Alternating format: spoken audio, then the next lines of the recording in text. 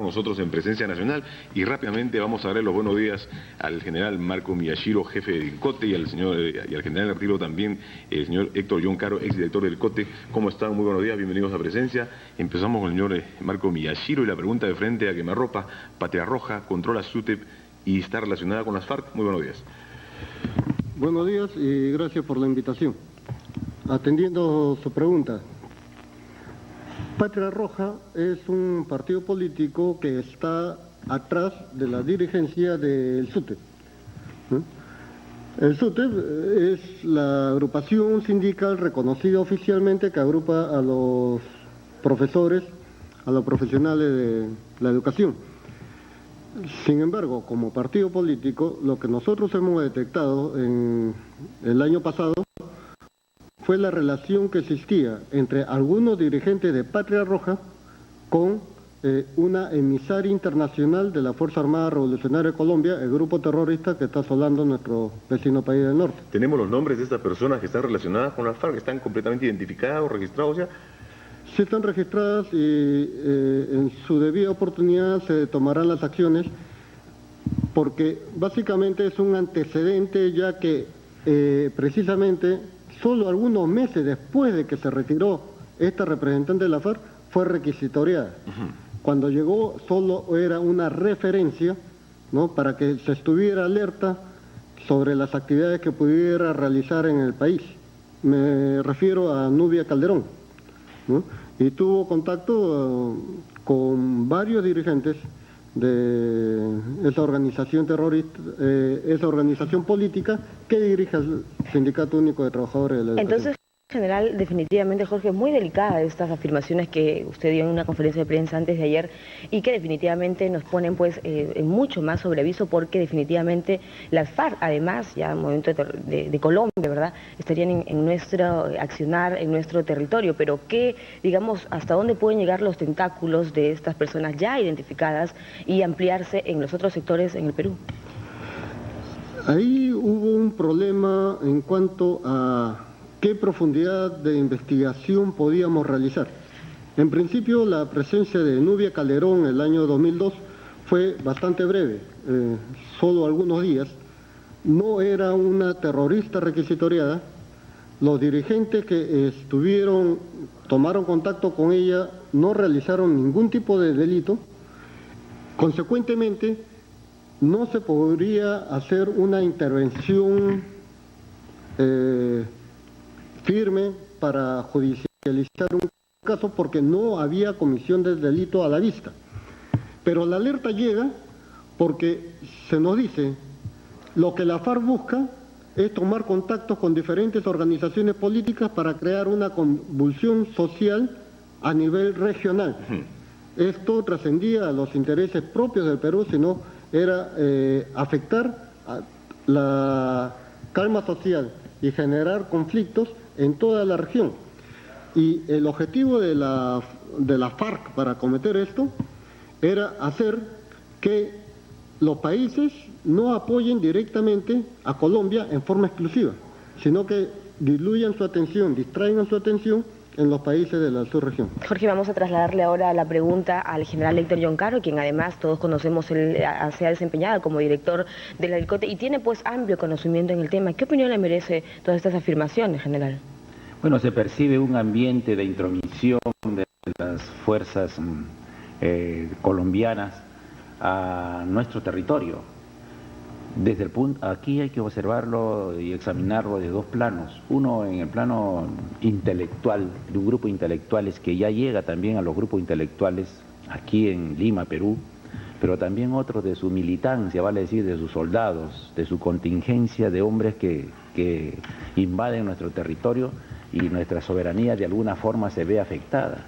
Si bien es cierto por este lado intelectual en donde estamos a nivel de coordinaciones entre la FARC y agrupaciones políticas como puede ser el MRTA, el MIR o estas agrupaciones de los rezagos de Sendero Luminoso, si bien es cierto todavía no se puede detectar como un punto que sea un delito efectivamente para intervenir, pero sin embargo nuestra soberanía, nuestro territorio de alguna forma está siendo vulnerada y ahí sí nosotros podemos intervenir. Ahora, hay una cosa que es evidente, María Jesús, y esta pregunta se la quiero hacer a nuestros dos ilustres invitados. Es evidente que al interior del SUTEP, al interior de esta institución importante de los maestros, hay una compulsa interna, hay una lucha disidente, por llamarlo de alguna manera. Por un lado está el señor Nilber López, que encarnaría la fuerza tradicional del SUTEP, y por otro lado algunos líderes menores de la zona básicamente de Junín, que están pretendiendo no permitirle desarrollar un conjunto de negociaciones con el gobierno. Esto estaría poniendo en evidencia entonces cierto nivel de infiltración. ¿Es correcta esta percepción,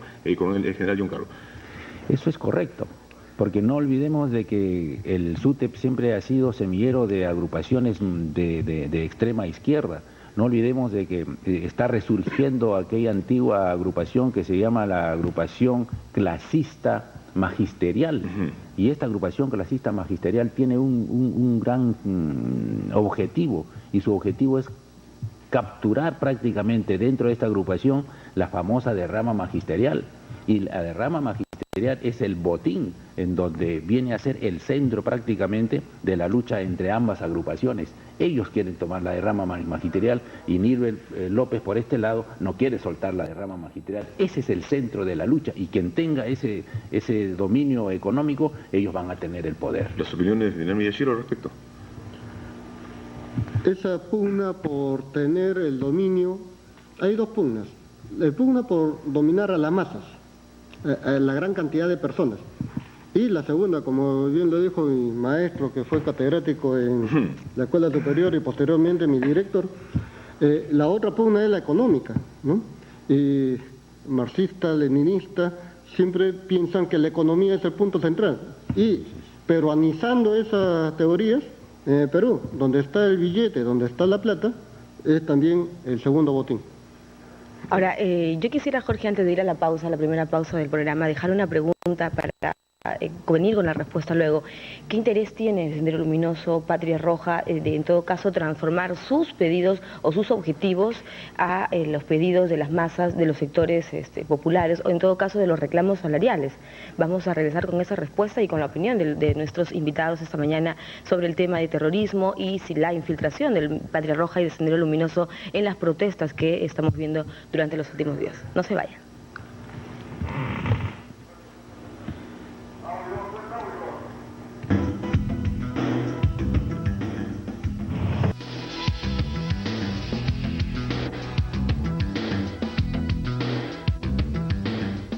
Bien, estamos de regreso esta mañana en Presencia Nacional y vamos a repetirle nuestra inquietud, Jorge, ¿qué te parece a los invitados? Porque lo que nosotros decimos es cuál es en realidad el trasfondo de estas protestas, ¿no? Si hay infiltrados de Sendero, de Patria Roja en estas protestas salariales, en estas manifestaciones, en realidad, ¿qué es lo que buscan? Bien, en cuanto a la participación de Sendero Luminoso en este tipo de actividades, recordemos la captura de Aymael Guzmán en el año 92, que le genera problemas. No solamente cae a Aymael Guzmán, cae también la gran mayoría de la cúpula senderista y cambian los factores objetivos de tal manera que era una derrota para ellos. Para no aceptar una derrota, aceptan una derrota militar y plantean una conversación, una solución política. De ahí surgió el planteamiento del acuerdo de paz. Con el tiempo, esta campaña del acuerdo de paz, defender la vía del presidente Gonzalo, etcétera, toda la perorata que hice, ¿no? Llegamos al año 2000, donde plantean una nueva campaña que es la solución política a los problemas derivados de la guerra.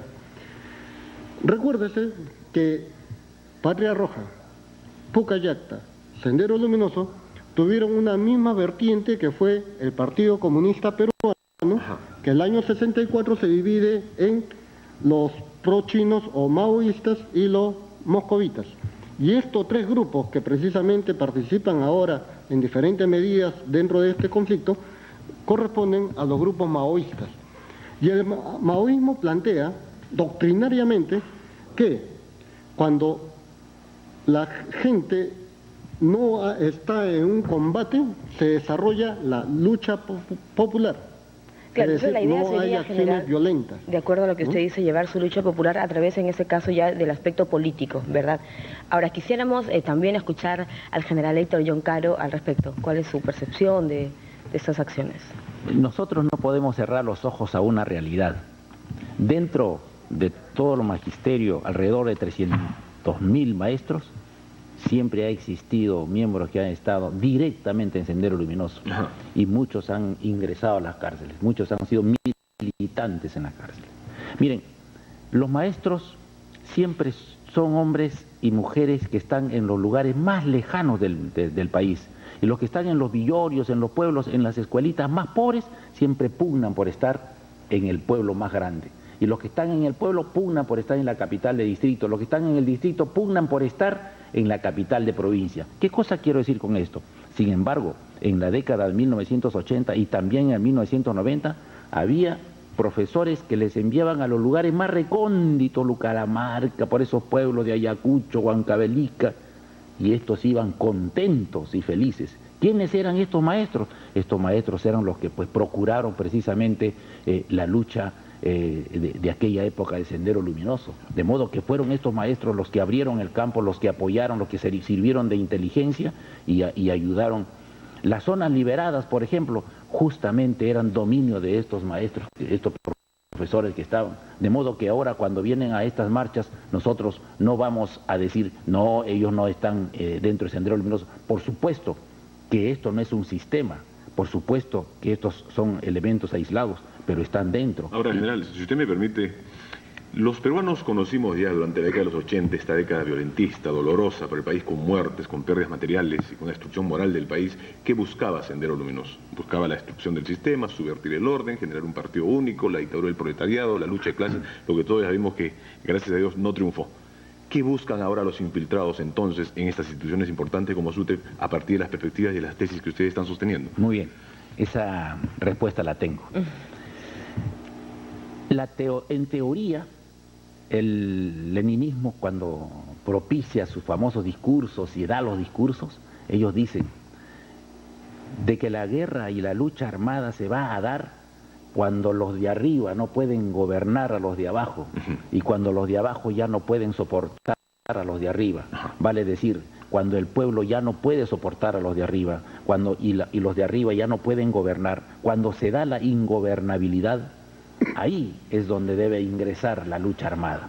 Entonces, en estos movimientos, en estas revueltas callejeras, en estas expresiones y en estas marchas, ahí está precisamente Sendero Luminoso azuzando, exacerbando los ánimos para que la marcha pacífica sea violenta. Entonces, alterar el orden, ese es su afán, esa es su especialidad. Ellos son profesionales en alterar el orden, de modo que a veces no son ni profesores, sino que ellos se colocan en el centro para poder profesionalmente dirigir a las masas y exacerbar el orden y volver una marcha pacífica en una marcha violenta. General Miyashiro, entonces se trataría de poner al gobierno contra la pared, demostrar que tienen presencia las masas para presionar por un acuerdo de paz. ¿De eso se trata, General Miyashiro? En gran parte sí, y quería que se advierta que estamos viviendo una época en donde el Estado decreta una ley de emergencia, ¿no? Y existen personas que públicamente convocan a reuniones y marchas y luego culpan a la fuerza del orden de ocasionar daños, agresiones, muertes, como que han ocurrido. Pero aquellos dirigentes que públicamente convocan a estas masas no están asumiendo ninguna responsabilidad de exponer a sus seguidores frente a los cañones de los fusiles.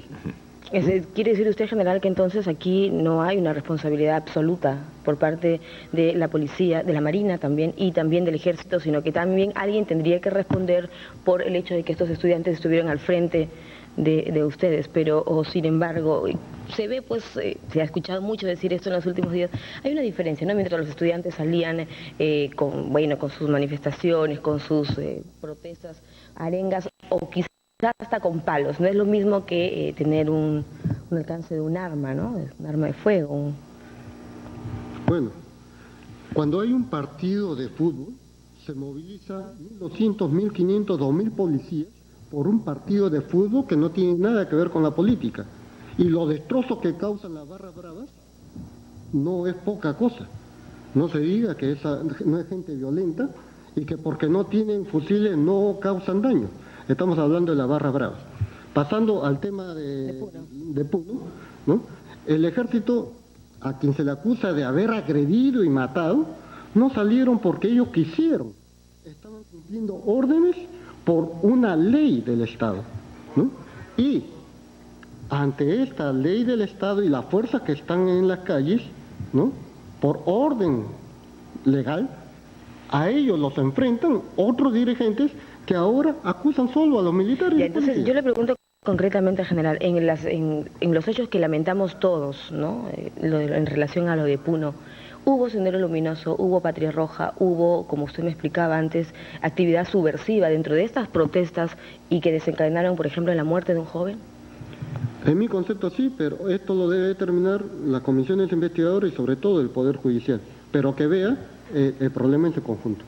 Ahora, este tema, general John Caro, el tema del estado de emergencia, el tema de la presencia de las Fuerzas Armadas, evidentemente responde a un mandato constitucional. El presidente de la República, constitucionalmente elegido, toma una decisión que es aprobada por el Consejo de Ministros y tiene el visto bueno del Parlamento Nacional. Pero la pregunta que se hace a la población es, ¿era necesario sacar al ejército, a las Fuerzas Armadas, a las calles para controlar el sistema de convulsión social que se estaba viviendo? Yo creo que el estado de excepción dictado por nuestro señor presidente de la República fue atinada. En un momento, si hubiera sido 5 días antes, hubiera sido mejor. Pero se exageró un poco cuando se dispuso de que el control del orden interno esté a cargo de las Fuerzas Armadas. Ajá. Yo creo que las Fuerzas Armadas hace mucho tiempo se está dedicando a otras labores y creo que esto requería de un entrenamiento y nuestras Fuerzas Armadas de hoy es distinta a las Fuerzas Armadas de la década del 80, por ejemplo, de la década del 90. Entonces, esa falta de entrenamiento, esa falta de estar, de no saber disolver una manifestación, porque eso es eminentemente policial, es que haya quizás exagerado la violencia por parte de las Fuerzas Armadas. Yo creo que si a la Policía Nacional se le hubiera encomendado el orden interno, que es su exclusividad, si es que es su centro de su preocupación de la Policía Nacional, pero con una orden de inamovilidad absoluta por esos días, yo creo que era suficiente. Y lo que es más, hoy día las manifestaciones se siguen dando, a pesar de que está la prohibición, y es una prohibición constitucional, quiere decir de que el pueblo está faltando el respeto a la orden que ha dado el gobierno, y esto es un mal precedente para el futuro. Ahora, general Miyashiro, cuando se dicta el estado de emergencia, que es un tema estrictamente constitucional, insistimos, se ordena la suspensión de una serie de derechos constitucionales. La inviolabilidad del domicilio, por ejemplo, es uno de ellos, la libertad de tránsito, la libertad de reunión, entre otras cosas. ¿En qué medida hay responsabilidad acá de las autoridades regionales también que no supieron ilustrar, no supieron decir a los pobladores que no podían realizarse una serie de actos, una serie de actuaciones populares en razón del estado de emergencia? ¿Cuál es el papel que le toca jugar acá a un presidente regional, a un alcalde, a unos medios de comunicación para decirles estamos en estado de emergencia? En realidad yo debo ser muy reservado en esa respuesta porque el maestro John Caro se encuentra en situación de retiro, yo estoy en situación de actividad. Ajá. Sin embargo, solamente haría un comentario, ¿no? La Constitución es lo que ha permitido que se nombre a las diferentes autoridades y todos, incluso los policías en actividad, en retiro, nos debemos a la Constitución. Los presidentes regionales forman parte de este sistema constitucional democrático que estamos viviendo actualmente. Ahora, yo quisiera, Jorge, preguntarles, muy bien tú ya has detallado lo que prohíbe el estado de excepción, el estado de emergencia, pero yo quisiera preguntarles realmente qué defiende, o sea, los derechos, qué tipo de derechos de nosotros, los peruanos que formamos parte del marco constitucional de este país, ¿qué derechos defiende? El derecho. Pongámonos en el supuesto de que los profesores tienen todo el derecho legítimo de la protesta. De acuerdo.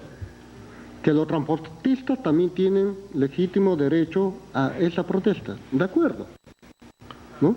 Pero entre ambos grupos, que serán 100.000 personas, no pueden afectar los intereses de 26 millones de peruanos. Ajá. Y como ellos están quebrantando el orden por precisamente hacer uso, no uso, sino abuso de estos derechos constitucionales, es que la ley de emergencias, ¿no?, la ley de excepción, son los que permiten al Estado dejar de lado esto en defensa de los 26 millones de peruanos. No Ahora, sé si mi general... Claro. Yo quiero apoyar, apuntalar más este concepto cuando se dice de que el gobernante, sus obligaciones fundamentales son dos: mantener la libertad, pero a su vez la seguridad. Cuando la seguridad de alguna forma se vuelve insegura, entonces quiere decir de ahí que hay que asegurarla. Entonces existen estas medidas de excepción es justamente para mantener el orden cuando ese orden se ve desbordado de alguna forma. Pero ahí existe el estadista. ¿Cuál es el punto medio para mantener lo que es la democracia real? Cuando hay mucha libertad, puede llegarse al libertinaje, puede llegarse a la anarquía, como se puede llegar cuando se toman las carreteras, esa es anarquía. Pero cuando existe demasiada seguridad, entonces entramos también a un proceso de autocratismo, autoritarismo o militarismo. El punto medio justo, esa es la labor del estadista, en donde la libertad sea dada, pero a su vez que también la seguridad, por otro lado, del control. Habla usted de un justo medio casi aristotélico en general, pero por otro lado, vayamos al tema del SUTEP nuevamente. Todo indica, los titulares de los diarios más serios del país lo indican así también, parece que la intransigencia continúa al interior del SUTEP. Parece que hay un sector que no quiere alcanzar ningún tipo de acuerdos, hay un sector que está decidido a patear el tablero y a no aceptar, a no respetar los 40 puntos que ya habían sido materia de negociación entre el gobierno y el grupo liderado por el señor Nilber López. Frente a esta perspectiva y desde una visión estrictamente de seguridad, ¿qué debería hacer el gobierno? General John Carro. Aquí estamos en un punto en donde los dos vienen del lado izquierdo. Estamos frente a la agrupación de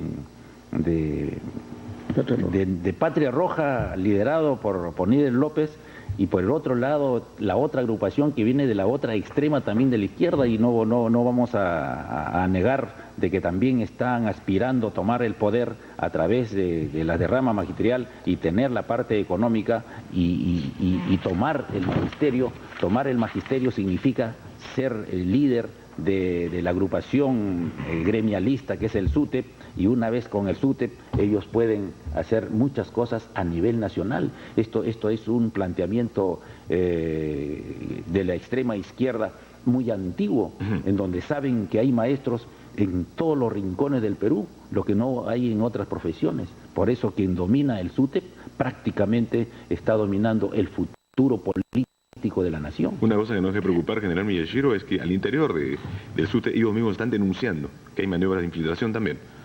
Así es, ellos reconocen que existe la presencia de Sendero Luminoso o la sombra de Sendero Luminoso gran parte de su organización, y por ello están luchando. Sobre la solución o no de este conflicto es un tema que escapa totalmente a mi competencia. Ahora, en el caso de lo que acaba de señalar el general John Carro, usted menciona lo del SUTEP, pero en realidad el SUTEP no termina de representar a todos los maestros del país, a todos los maestros a nivel nacional, porque incluso hemos visto en el Congreso, Jorge, y a lo largo de estos días que hay una gran masa de maestros que le reclama, que repudia la actitud del señor Nilber López. Entonces, finalmente la pregunta que yo hago es, no vamos a tener una solución todavía al problema del magisterio, porque no se está negociando quizá con los intereses reales de los maestros, sino otros. Esas agrupaciones vienen justamente de las zonas, y esto no es casualidad, de Huancayo, de Huancavelica, de Ayacucho. Ahora, también yo quisiera saber, se ha entrado un poco en el terreno y en las zonas de, por ejemplo, donde el narcotráfico también hace mucho. También estaría por aquí involucrado, porque coincide pues con estas zonas que usted muy bien nos señala. Coincide porque justamente ahí está la facción de Sendero Luminoso todavía vivito y coleando.